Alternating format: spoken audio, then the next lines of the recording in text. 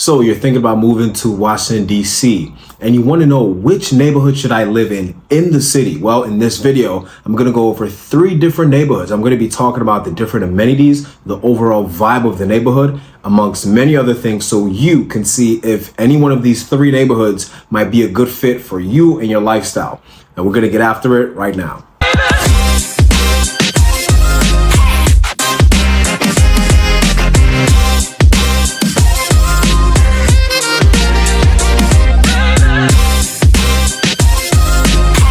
If this is your first time to the channel, my name is Bashir, and our team gets calls and emails every single day from people just like you looking to make a move to the Washington, D.C. area and surrounding suburbs. So whether you're moving in 10 days or 100 days, feel free to give us a call, text, or email, or schedule a Zoom call. We'd love to meet you face to face and make that move to the D.C. area as smooth as possible.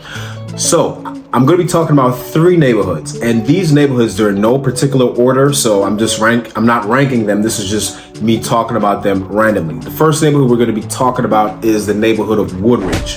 Now, when you mention Woodridge, a lot of people confuse this with Woodbridge in Virginia, but no, this is actually Woodridge in DC, in the city.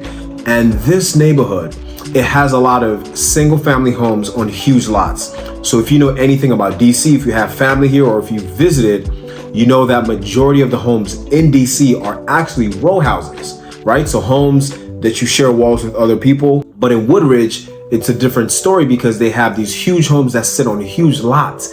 And in DC, that's not really a thing. This is what attracts people to this neighborhood. And oftentimes when you talk about Woodridge, a lot of people think, even locals, where is that?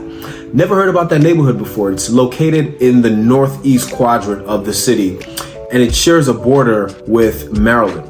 A lot of the demographic that moves here is people who are looking to start or expand an already existing family because they want bigger homes or bigger lots with a lot of green spaces surrounding the area so kids can play. The main park here in Woodridge is it's called the Bernard Hill Park. It's a 22-acre park of just wooded area and trails where people could just, have picnics in the summertime and just come out with the dogs and kids and just have fun. Let's talk about some of the few amenities in Woodridge. Now, Woodridge is not known for having a lot of retail options like shopping and restaurants, dining, nightlife, etc. That's just because it's more of a suburban neighborhood. So the people who come here, they're looking to get away from being in the middle of all that entertainment and lifestyle. However, there are a few local businesses like coffee shops and just local restaurants that the residents in the neighborhood like to go to, and just gives that community vibe, right? You don't feel like you're in the middle of this hustle and bustle of the city.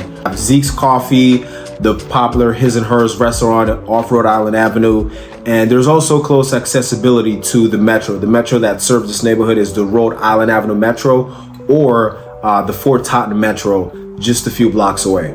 This neighborhood has a walk score of 57. So again, not the most walkable neighborhood. However, it's not too far away from the different amenities of DC. So for example, it's only 15 minutes from downtown DC. So you can get around DC quite easily by car or even the metro. The average home value in Woodridge right now is around $750,000. So it definitely goes higher than that. I've seen homes sell for as high as $1.4 million. And these are newer homes. So homes that have been torn down and rebuilt, or homes that have had additions added onto them.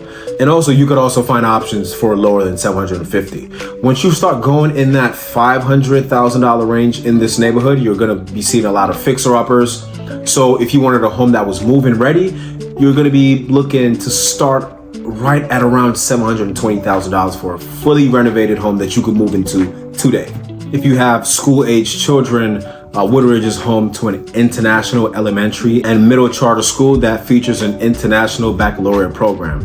So if you had kids and you wanted to send them to school, quite a few options nearby. All in all, if you ask me, I think Woodridge is definitely an underrated neighborhood. It's not as popular as other neighborhoods like Georgetown, DuPont Circle, Adams Morgan, or U Street Corridor, but it has its perks. If you were looking to move in a neighborhood that gives you a very suburban feel, but yet you're still in the city and you don't have to drive 40 minutes out of DC, Woodridge might be definitely the neighborhood for you.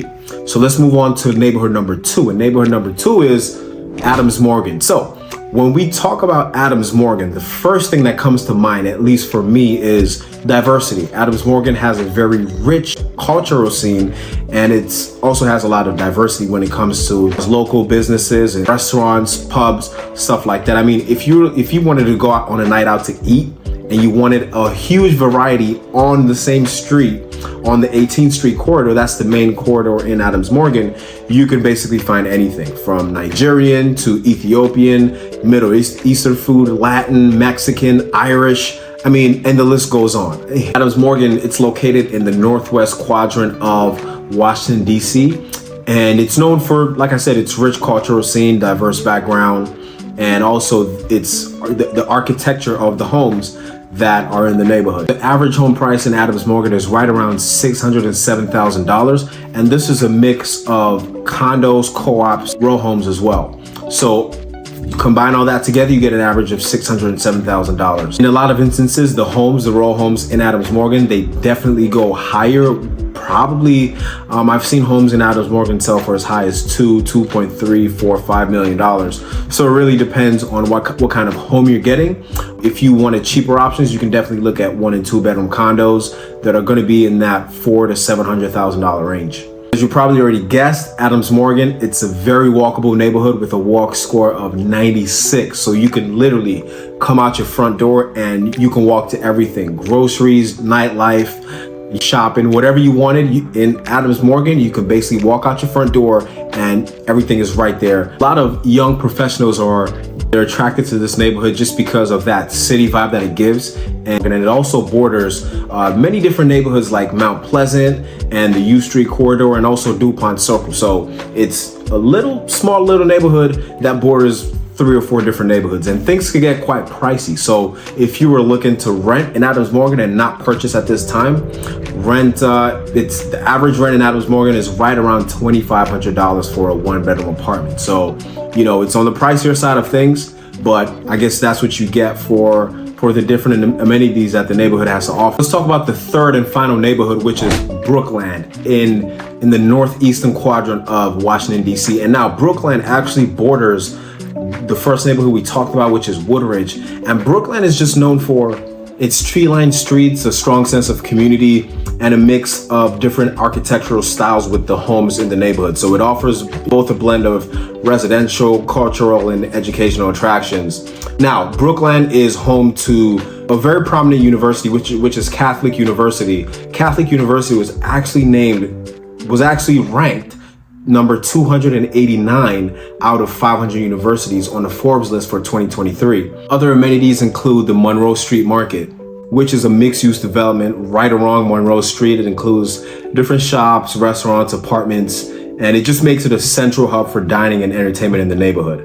And the thing about Brookland is there's always some community event going on, such as the Brookland Farmers Market, the Brookland Arts Walk, fostering a strong sense of community and engagement, which is always good because a lot of times, especially in 2023 with technology and stuff like that, you tend to get isolated from your neighbors. So if you can live in a neighborhood that always has events going on that just engages the community and just brings everyone together so everyone knows their neighbors, that's always a plus in my eyes. Median home sales price in Brooklyn is $825,000, and this is mostly homes, single family houses. You don't see a lot of condo options in Brookland. However, there's been a few that's popped up, especially along the 12th Street corridor in Brooklyn over recent years, but this neighborhood is mostly compromises of single family homes. So median sales price is right around $825,000. So even though Brookland gives you that suburban vibe, just like Woodridge, the thing about Brookland is it has a much higher walk score at 74. Quite a bit of options in Brookland to do as far as amenities compared to Woodridge. I think if you wanted to still live in that suburban neighborhood and get the suburban essence, but you still wanted to have different amenities that you could walk to easily, hey, Brookland might just be a good option for you. Here's the thing about DC neighborhoods. In DC, we have around, I think 20 to 25 or possibly even 30 different neighborhoods in the city. And the thing I love about DC is DC has a neighborhood for everyone, no matter what your lifestyle is or what your preferences are as far as walkability, amenities. If you were looking to start a family or grow a family, or if you were just a young professional or a single individual, it doesn't matter. There is a neighborhood for you. And what I'm going to start doing moving forward is just going over every last one of these neighborhoods and explaining to you what these neighborhoods have to offer, how much it costs to live in these neighborhoods, what you can expect, the overall vibe of these neighborhoods, just so you can pick which one of these neighborhoods you can see yourself living in. And so whether you're looking to move in 10 days or 100 days to any one of these DC neighborhoods, feel free to shoot us a call, text, or email. And until then, we'll see you in the next neighborhood.